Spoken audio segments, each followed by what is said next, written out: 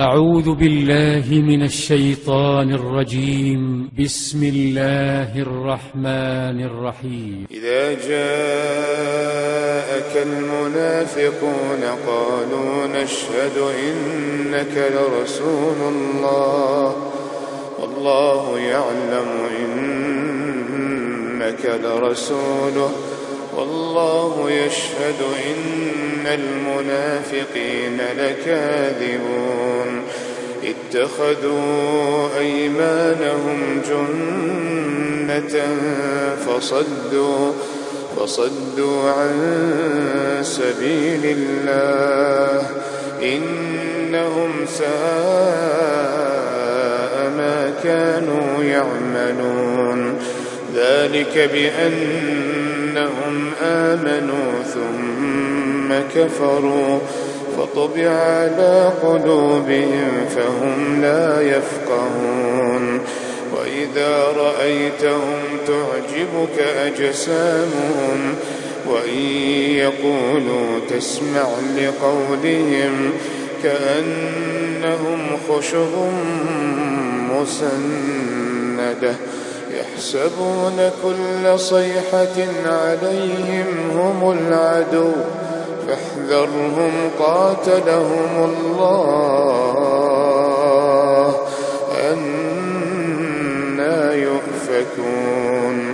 وإذا قيل لهم تعالوا يستغفر لكم رسول الله لووا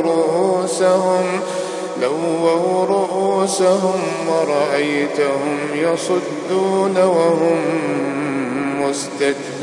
مستكبرون سواء عليهم أستغفرت لهم أم لم تستغفر لهم لن يغفر الله لهم إن الله لا يهدي القوم الفاسقين هم الذين يقولون لا تنفقوا على من عند رسول الله حتى ينفضوا ولله خزائن السماوات والأرض ولكن المنافقين لا يفقهون يقولون لئن رجعنا إلى المدينة ليخرجن الأعز منها الأذل ولله العزة ولرسوله وللمؤمنين ولكن المنافقين لا يعلمون يا أيها الذين آمنوا لا تلهكم أموالكم ولا أولادكم عن ذكر الله ومن يفعل ذلك فأولئك هم الخاسرون وأنفقوا مما رزقناكم من قبل أن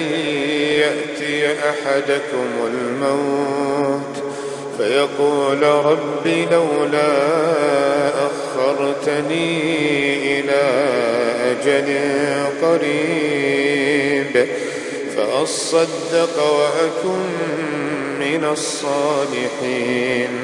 ولن يؤخر الله نفسا إذا جاء أجلها والله خبير بما تعملون.